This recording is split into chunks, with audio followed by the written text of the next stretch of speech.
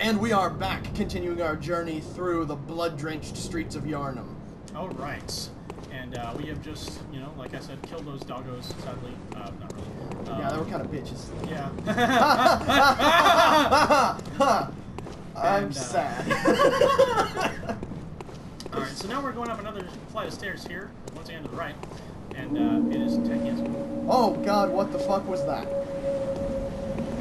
Rainstone Bridge. I think I peed a little. I peed a lot. Is that what that is? Yeah, and actually, you know what? One thing that I want to do real quick, actually.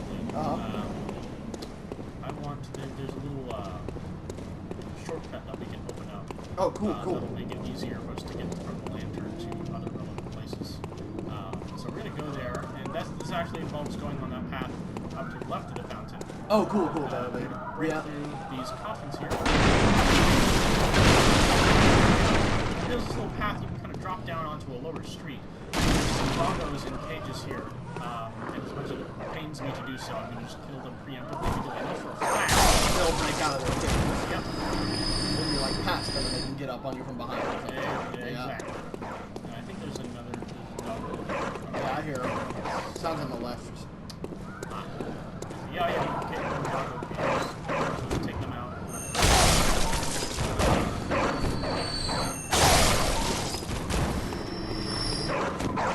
This is the sort of shit that makes like the moral guardian types like freak out when they see video games. Oh, just yeah. walking around mercilessly killing dogs in cages. But they don't know what they're like when they get out. Oh no, they definitely do not. Mm-hmm. Oh, we've got an item over here to the left. And a doggo. See, this is why there's so much damage they can do and stuff. It's so fucking fast. Mm-hmm. Just in time to hear them, and they're already hitting you. Exactly. We got some more cold blood due.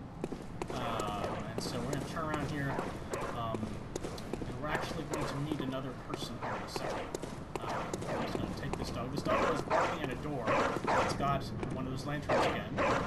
So I'm just going to sneakily get the dog out of the area. Good idea. Animal control. You're a hunter, aren't you? Then, well, do you know of any safe places? Well, let's see. It's not. Talk to her more. I've heard I have. Shutting up indoors isn't always enough. Well, if you once had got off your arse, you wouldn't be in this mess. You're obligated to help me, you hear?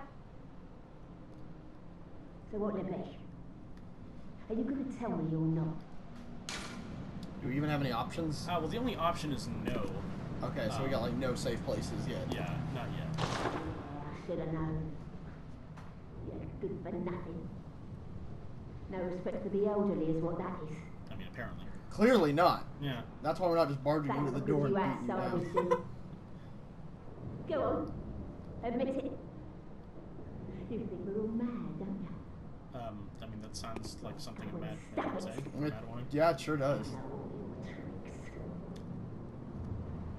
Alright, so let's get to that shortcut. It's just going to be up here again, past the doggos we were euthanizing before. That's what they're calling it now? That's what I'm calling it now. So we're going to go this way. We got an item up here that I'm just going to grab. More cold blood too. With us, every killing's a mercy killing. There we go. Down those stairs because there's two ogre dudes over there. Oh Christ! Yeah, we're gonna go through this kind of tunnely area, come to this house or apartment or whatever. Open the door, and let's see things. Oh, hi there! Oh, fuck!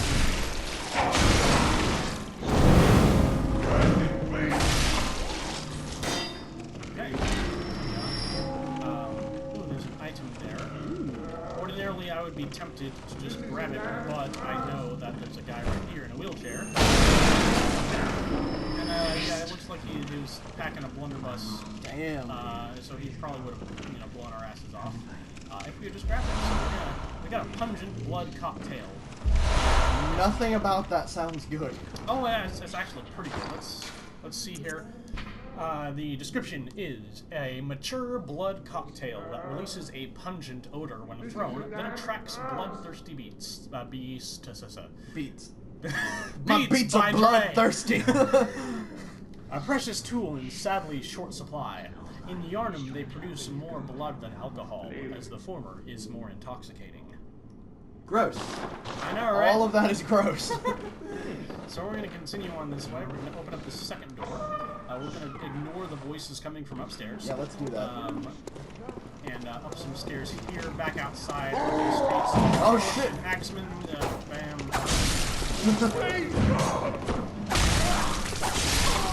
Okay, and he's taken care And of. this whole time, all I'm thinking of is a Bloodborne concept rap album called Bloodthirsty Beats. We need to make Totally that. should do that. We got a microphone now. We do.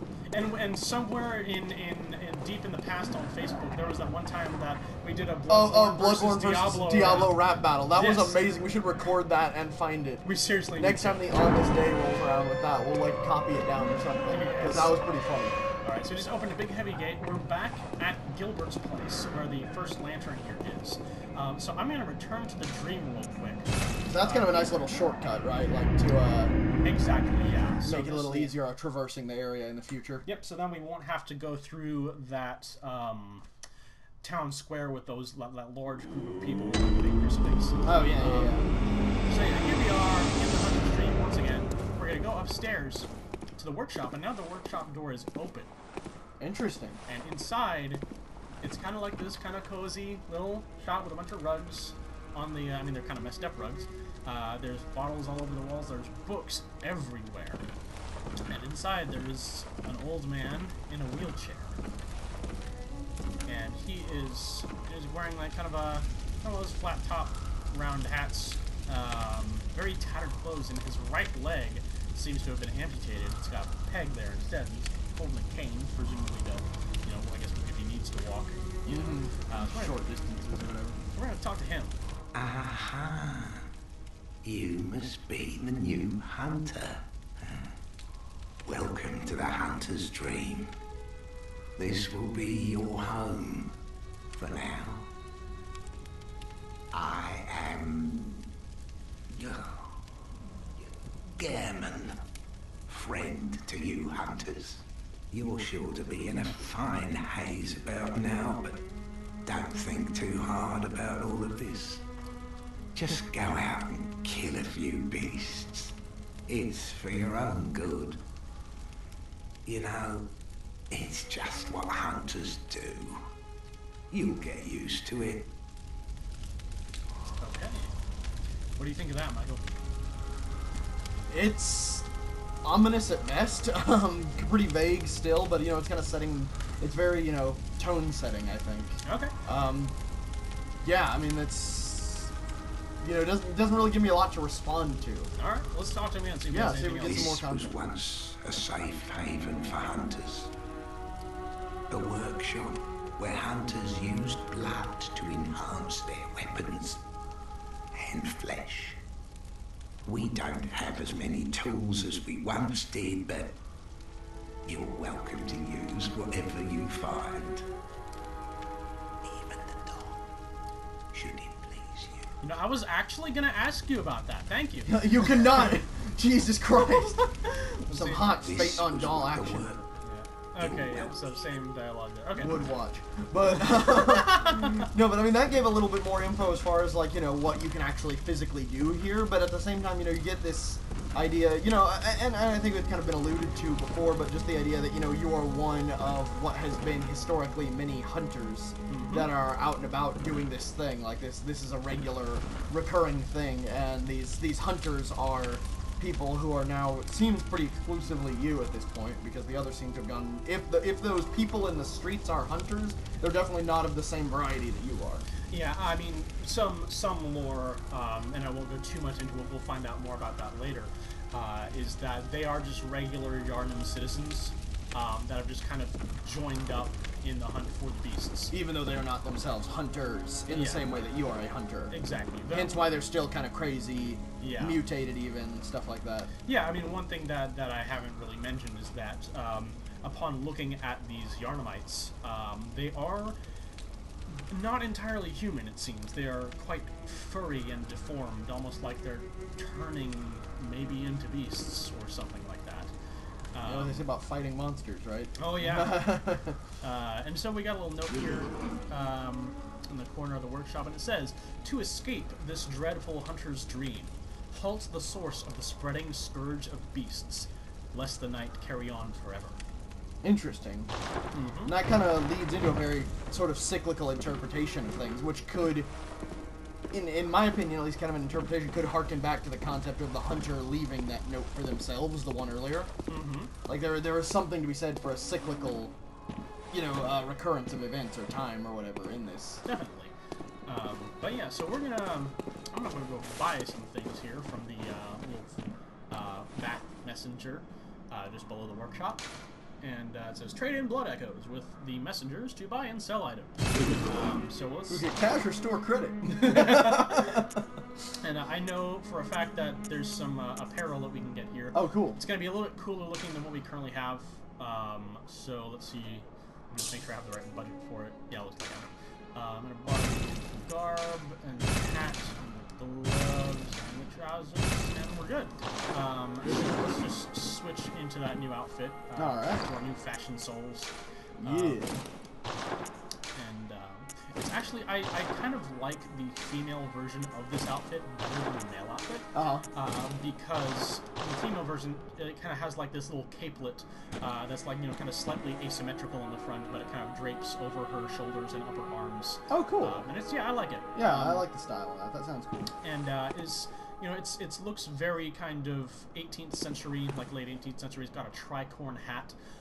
It's got a presumably leather, like a high leather collar that kind of laces up in the front to form a bit of a half-face mask that covers up the nose and the mouth. Oh, nice, nice. I like that. Very much like I think it was inspired by French highwaymen who kind of adopted that sort of mask.